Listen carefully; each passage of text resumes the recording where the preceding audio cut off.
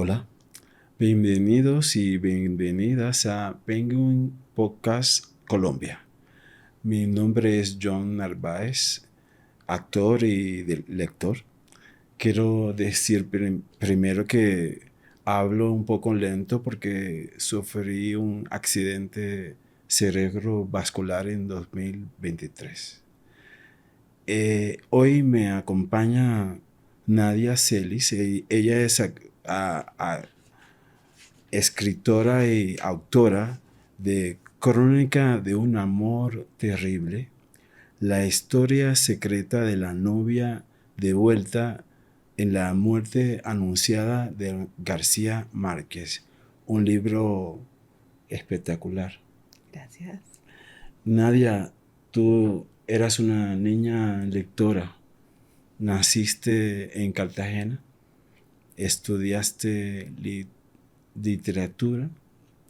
¿Te fuiste a los Estados Unidos a seguir estudiando literatura y estudios culturales? Cuéntanos un poco más de ti. Pues en realidad criada en Cartagena, Ok. nacida en Montería. Yo digo que me hice todo el recorrido del Caribe colombiano, incluso antes de irme. Pero el proceso, digamos, de tanto crecer en el Caribe como salir del Caribe, me hizo increíblemente consciente de esa cosa como tan particular y tan especial.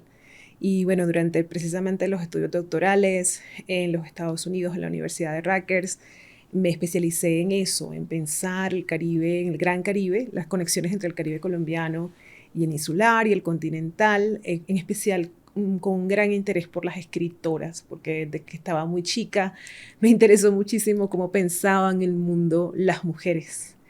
Y leía y devoraba y me hacían falta los puntos de vista femeninos, ¿no? Entonces, desde que estaba en el pregrado, empecé a cuestionar esas ausencias y a trabajar buscando precisamente las autoras. Y así fue como llegué, o con esa agenda llegué y estudié en efecto literatura, estudios culturales y también estudios de género en Rutgers. Ok. Y en tus estudios estabas un poco eh, estudiando a García Márquez. Pues a García Márquez lo había tenido como, lo había dado por sentado prácticamente creciendo en Cartagena con ese aura que tiene uno cuando estábamos en la universidad, de que escuchábamos incluso que estaba García Márquez en su casa, ¿no? Entonces era como esa presencia permanente.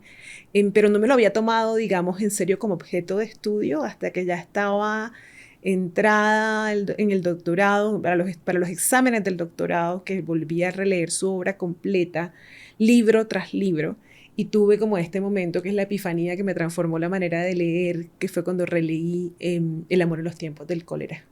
Y es cuando yo le llamo descubriste América. Así es, descubrí América. América es un personaje que aparece muy cerca del final de El amor en los tiempos del cólera y es la amante número 623 de Florentino Ariza, que es este personaje que identificamos como el prototipo del amor, ¿no? Y que yo recuerdo haber leído en la novela cuando tenía 14 años y enamorarme pues de ese hombre, o como me decía alguien estos días que se había enamorado del amor a través de esa novela, ¿no? Entonces, descubrir que en la espera de esos 50 años que está el personaje, eh, esperando a que su amada enviude, en realidad la espera la hace con 623 mujeres que anotan un cuadernito. Eso para mí fue como, wow, ¿qué está pasando aquí? Pero no es el único descubrimiento que haces en el archivo, porque te fuiste a visitar este especie de museo con toda la carpintería de cómo se hizo García Márquez, la creación de un escritor, pero hubo más descubrimientos. Pues sí, para empezar hubo el descubrimiento de que podía escribir sobre García Márquez, porque aún después de esa epifanía que fue durante el doctorado, yo lo resistí por un rato. Yo estaba trabajando, decidí que, bueno, que me preocupaba mucho el tema de que no viéramos a la niña en su obra, pero también me preocupaba que no teníamos realmente historias de niñas y que no estábamos leyendo el mundo desde el punto de vista de esas niñas y que por eso no habíamos visto América, y no la había visto yo, ni la había visto el resto de la crítica sobre García Márquez, ni la veía la mayoría de los lectores. Entonces, Por un rato estuve escribiendo sobre niñas y de hecho mi primer libro se llama La rebelión de las niñas y es un análisis de historias de niñas convirtiéndose en mujeres escritas por escritoras del Caribe. Luego en algún momento cuando ya había terminado eso dije voy a volver a García Márquez y a ese momento y voy a escribir. Y de hecho lo primero que escribí fue un artículo sobre la presencia de esos personajes infantiles y de esos ancianos enamorados de niñas a lo largo de su obra, no solamente con el caso de América Vicuña. Para entonces ya me había dado cuenta, a través del ejercicio de estudiar la formación de la subjetividad de las mujeres vía las escritoras, de que había una relación muy complicada entre amor, poder y estructuras de género. Y se me ocurrió que un lugar en donde eso podía estudiarse con mucha ventaja, o sea, donde se podía hacer un estudio muy detallado de eso, era precisamente García Márquez. Entonces, entre eso y que como colombiana y caribeña fuera del país, enseñando a García Márquez, me fui dando cuenta de esta especie de hipnosis que produce su escritura en los lectores de fuera.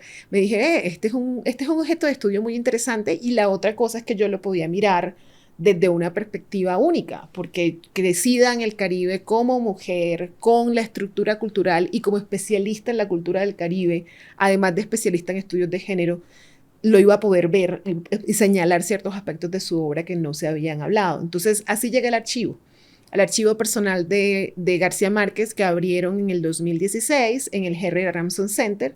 Esto que tú describes como un museo, ¿cierto? Que es un instituto, básicamente, donde se conserva la obra de muchísimos escritores clásicos de todo el mundo. Y allí me puse a indagar en los manuscritos, ¿sí? Les dije que iba a buscar el amor. Eso fue lo que les dije a los de la beca. Les dije, no, estoy buscando la representación del amor en García Márquez, que tiene como estos dos grandes temas, el poder más que nada al principio de su obra y después el tema del amor. Yo dije, no, yo necesito conectar estos dos porque es que el amor en García Márquez es otra extensión del tema del poder. Entonces les conté ese cuento, me dieron una beca, me fui a hacer un par de residencias por 2 veranos al archivo y allí empezó este libro. Así, cuando me encontré con los manuscritos y específicamente con un manuscrito, estaba realmente trabajando en un libro sobre 100 años de soledad. Okay. Pero me encontré un manuscrito de Crónica de una muerte anunciada. Que era la historia de la literatura, uno de los libros más importantes porque su lanzamiento fue apoteósico. Sí, ese libro. Y todo el mundo leyó este libro, se hizo una película. Era de verdad una historia muy, muy universal. Total, estamos hablando de que en el momento en que se lanzó, ya eso era el pico del boom, pero del boom en su sentido más comercial, del boom de escritores latinoamericanos. Estamos hablando de 1981. Y se sacaron 1.150.000 copias en la primera edición. Todavía eso hoy, ¿quién? O sea, Harry Potter o una cosa así, ¿no? 1.150.000 copias en 4 ciudades al mismo tiempo. En el archivo hay una cosa bellísima que son estos scrapbooks, como libros de recortes en donde uno va viendo como en los periódicos cómo iba creciendo esa figura de García Márquez mundialmente y ahí se alcanza a ver toda la campaña, que eso era pues campaña política, pues así total, antes de la salida del libro, y resulta que al día siguiente de que sale el libro, sale un artículo en donde se revelaban los nombres de la vida real de la gente que eran los protagonistas de la novela.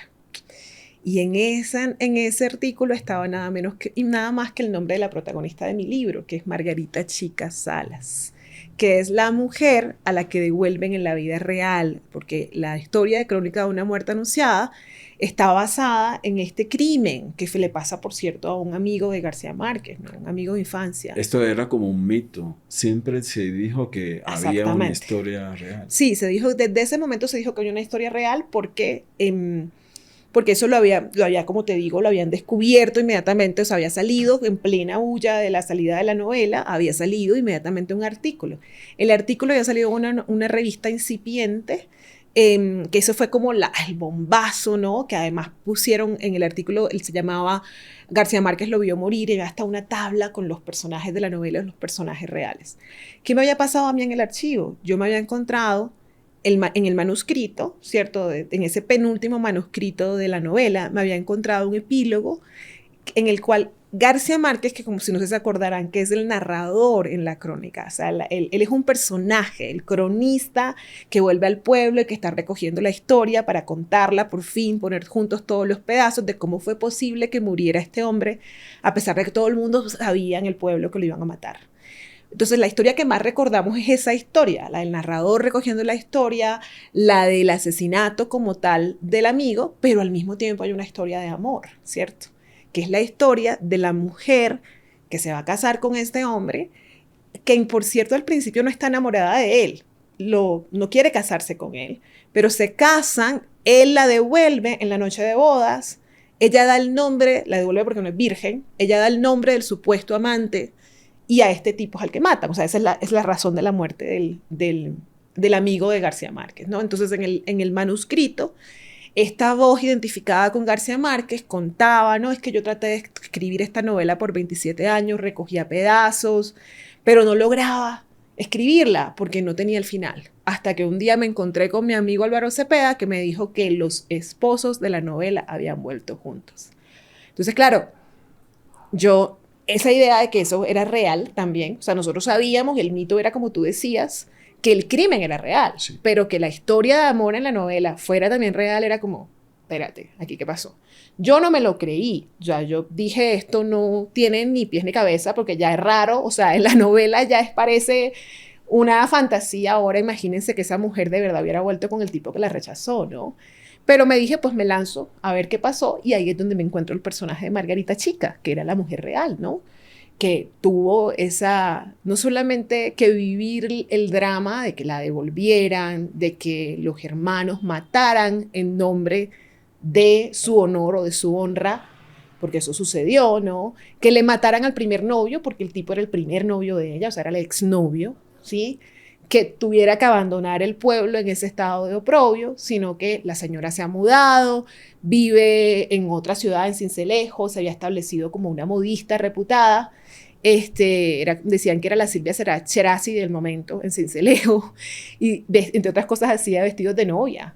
Y esta señora, tranquilita en su casa, un día saca García Márquez la novela sobre su historia, al día siguiente saca la revista El nombre de la señora, y los periodistas se le subían por la tapia del patio. O sea, era como la locura, ¿no? Entonces ni siquiera las clientas de ella no sabían, o sea, era todo un drama. Esta fue la segunda gran tragedia de la vida de esta mujer. Y te obsesionaste con su historia. Un poco el libro es redescubrir y hacer justicia con este personaje. Para ti como escritora, creo que es un atrevimiento. Este descubrimiento se cruza con tus estudios de género, con tus estudios sobre el Caribe y sobre la educación sentimental en el Caribe. Total, porque imagínense, si yo ya estaba preocupada por la representación de los personajes femeninos en la obra de García Márquez y por cómo el cuento de la historia de amor justificaba un montón de abusos y violencia dentro de su obra, cuando me encuentro además que hay una mujer real a la que no solamente abusan el que se acostó primero con ella y la dejó, el marido que la rechazó, los hermanos que matan supuestamente por amor por ella, todo eso había sido real, no era una invención literaria. Pero además de eso, el libro mismo, la escritura misma de García Márquez, la manera como él utiliza su historia y especialmente como la representa como habiendo mentido, ¿sí? Por el hecho de que ella aparece en la novela como que mintió y como que Santiago no fue realmente el hombre al que matan, no fue realmente el hombre que la desvirgó. Eso la victimizó nuevamente. Entonces a mí me produjo una tremenda... A mí se me alborotó todo el sentido de la justicia, digamos, se me volvió un problema ético, ¿no? Sí, entonces, y además se me volvió este objeto de estudio extraordinario, estudios sobre la posición de las mujeres, sobre el tema del amor y el poder, sobre el asunto de la violencia que se ejerce en nombre del amor, que es como mi gran obsesión, pero también de estudio sobre la relación entre ficción y literatura. Porque es como, a ver, yo estoy convencida de que la literatura y los productos culturales hacen parte todos, son el gran guión de nuestra educación sentimental. Pero además aquí, esta mujer real y todas las mujeres que tienen conexión con ella y con su historia están intervenidas literalmente por la literatura. Y además, en la medida en que iba persiguiendo la historia, me iba dando cuenta de que la gente que vivió y que fue testigo de la historia llega un momento en que pierde noción de qué fue lo que vivió y comienza a contar el cuento como lo contó García Márquez. Entonces, la justaposición de ficción y memoria y vida real, es decir, en donde no solamente García Márquez se tragó la realidad y la digirió y la vomitó como la quiso poner ahí, sino que además eso altera la vida real de otra gente y altera la manera como otra gente recuerda lo que vivió. Eso yo me volví loca y ahí pasé como 6 años persiguiendo esa historia hasta que pues salió el libro. Y te convertiste en cronista también, porque quiero hablar de cómo este libro está fabricado, ¿no? Como con historias, te fuiste a Sucre, estuviste encontrando vestigios del personaje, encontraste amigas, hiciste amigas, Sí, navegaste el río Magdalena. Es en realidad fascinante este libro. Cuéntanos un poco más de la carpintería de Crónica de un amor terrible. Pues bueno, yo venía a escribir sobre todo, pues, columnas, artículos de pronto de prensa, pero sobre todo trabajos académicos, ¿no? Y esto era un chisme que no se podía contar en Academiquez, para empezar, ¿no? Entonces yo me acuerdo en esos primeros años con la investigación, yo decía, pero ¿cómo cuento esto? ¿O quién cuenta esto? Yo me acuerdo que tenía unas amigas que hacen teatro diciéndome que íbamos a hacer la obra teatral. Y yo pensaba, esto hay que contarlos en ficción, porque además no, la historia de ella muy enterrada, entre otras cosas porque su familia no, avergonzada toda la vida con una historia tan terrible, entonces era como que todo era silencio. Yo decía, ahora yo cómo reconstruyo esta cosa, ¿no?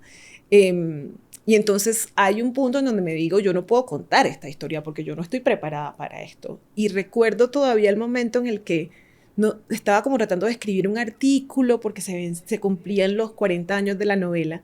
Y yo era como, ándale, pero ¿cómo escribo este artículo? Una cosa más como para el periódico.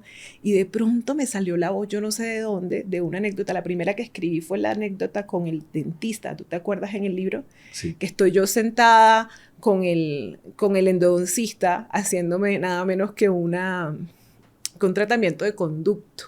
Cosa más horrible del mundo. Y cuando voy a entrar al tratamiento de conducto, tenía ese día una cita con el hermano de García Márquez, porque lo que pasaba es que yo ya tenía el contacto con el hermano y luego en su momento ya verás que termino pues con las hermanas, que eran las amigas de la señora, y la cosa se va creciendo, ¿no?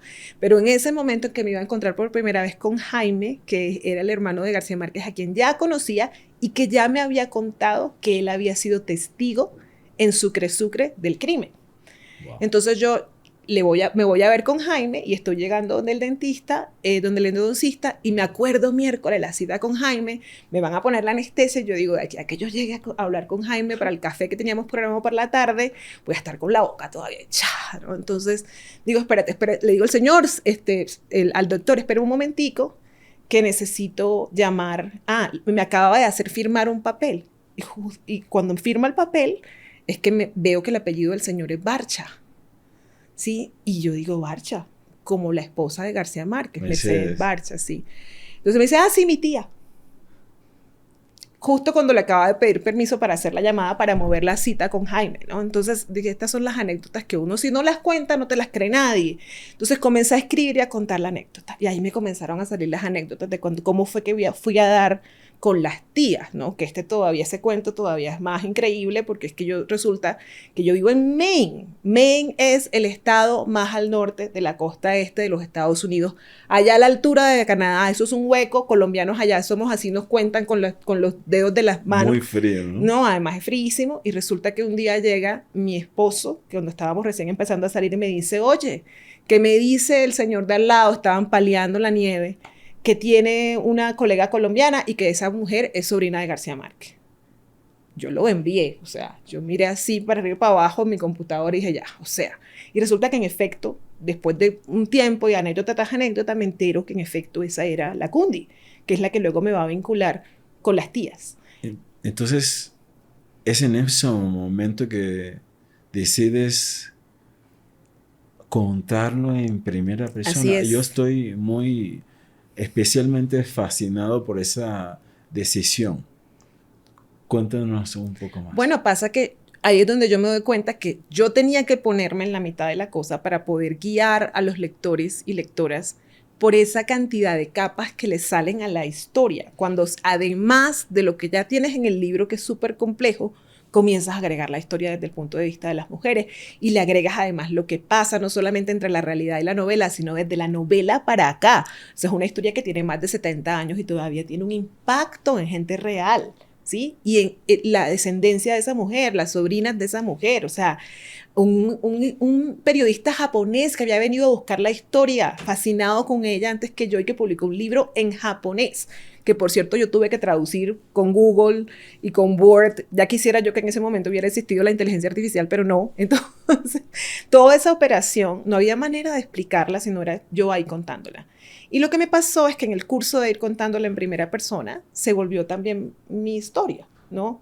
Es la historia de la investigadora tratando de compilar la información, tratando de darle sentido a lo que está contando, que es la historia del cronista, de Crónica de una muerte anunciada, pero yo en ese momento no lo había pensado así, no fue que yo dije, voy a hacer lo que salió en Crónica de una muerte anunciada, voy a hacer otra vez el cronista, ¿no?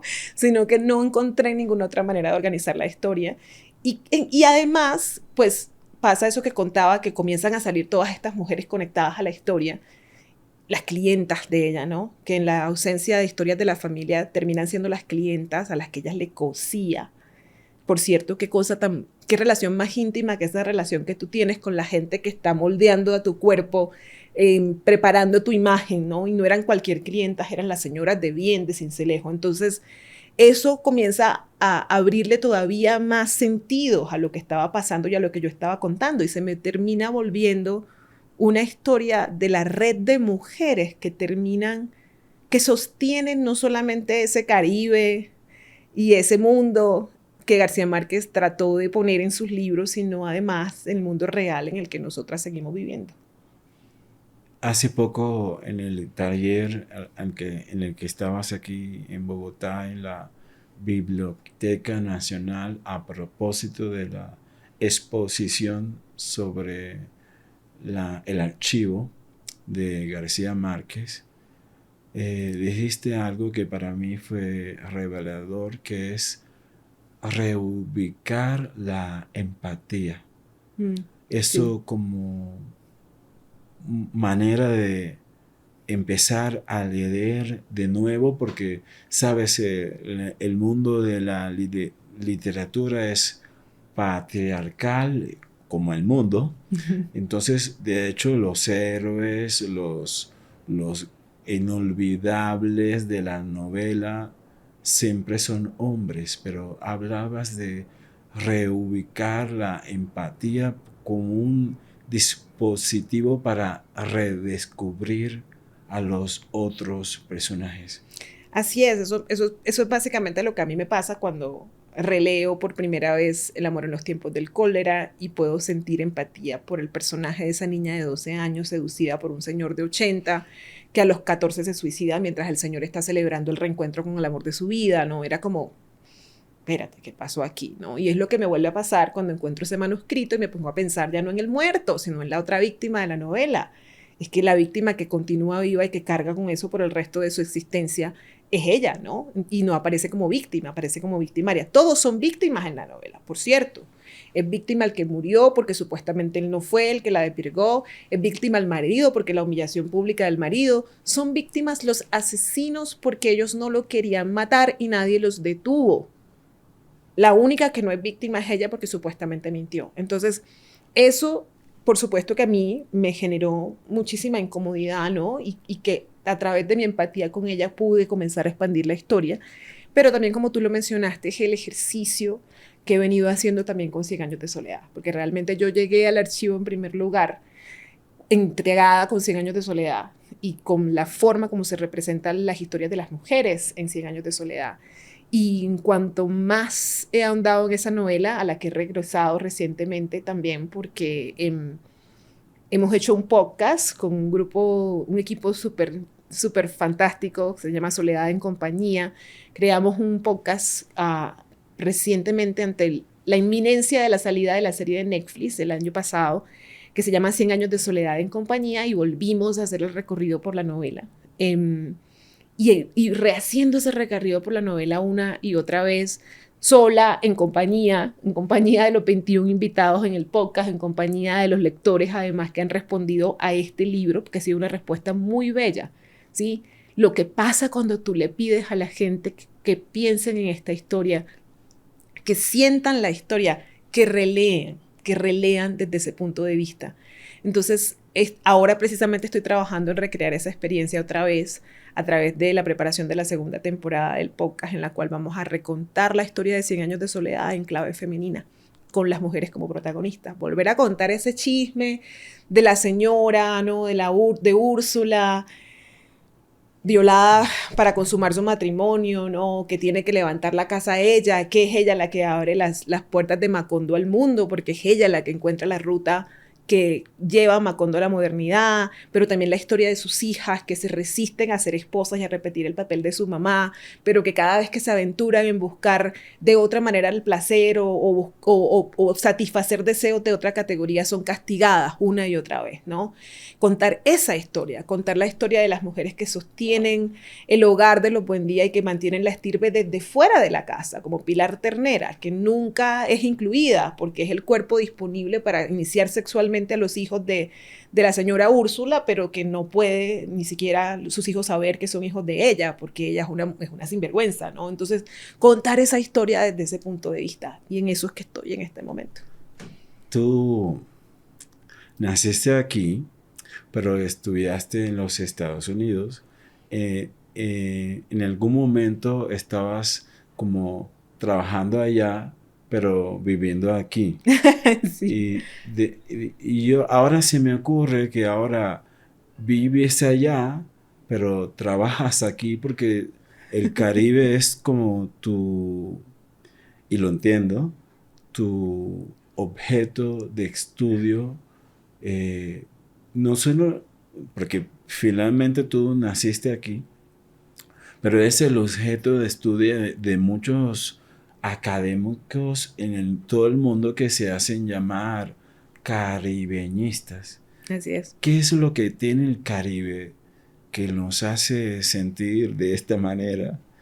¿Qué tiene de especial y qué tiene también de problemático? Esa es otra de las grandes preguntas que yo le he hecho a García Márquez. Es otra de las razones por las que estudio a García Márquez y porque trato de que lo releamos, porque yo creo que entenderlo en clave Caribe es súper importante. El Caribe es el reino de la paradoja, ¿sí? No solamente de los contrarios, que es como yo creo que el mundo de Occidente ha intentado organizar la comprensión del mundo. El Caribe es el mundo de la coexistencia de esos contrarios, ¿no? Nosotros somos el mundo de la ebullición o de la forja, el espacio en el que se forjó el proyecto de la modernidad, el lugar por donde entraron y extrayeron, además por donde todo pasaba mientras salía de las Américas durante ese gran proyecto de la colonización de las Américas, ¿no?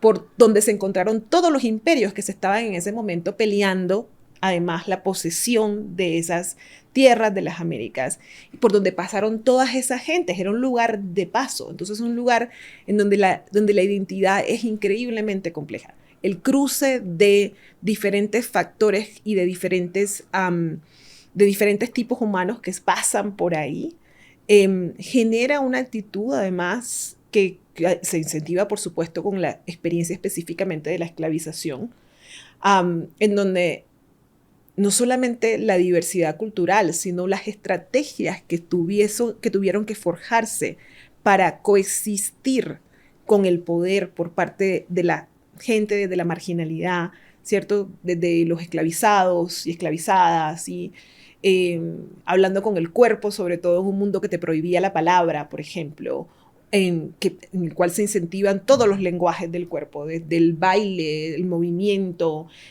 Todo eso está en García Márquez, ¿sí? Pero no todo eso es lo que se lee en García Márquez.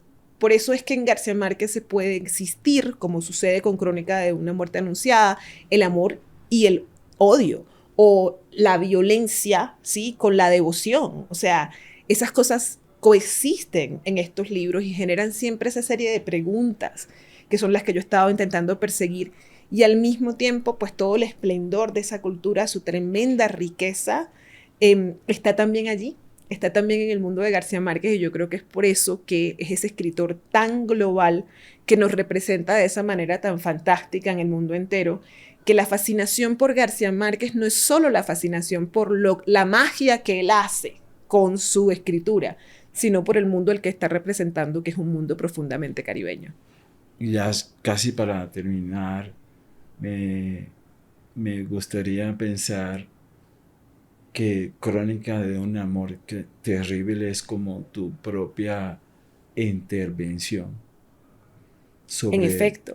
lo que pasa en el Caribe, lo que pasa con las mujeres en el Caribe, lo que pasa con la representación de las mujeres. Todo eso pasa por aquí. Por eso. Claro, todo eso pasa por ahí, y además yo me aseguro de que pase a través de utilizar esa primera persona de la que hablábamos hace un rato, y la historia de Margarita para hilar las historias de muchísimas mujeres. ¿Sí? Eso no fue intencional tampoco, pero se me vuelve un tejido muy complejo de voces femeninas que aterriza al final en el último capítulo, que ha sido quizás el más, no sé si la palabra es controversial, pero el más provocador, digamos, de Yo tuve reflexiones. que parar antes de leer el último capítulo.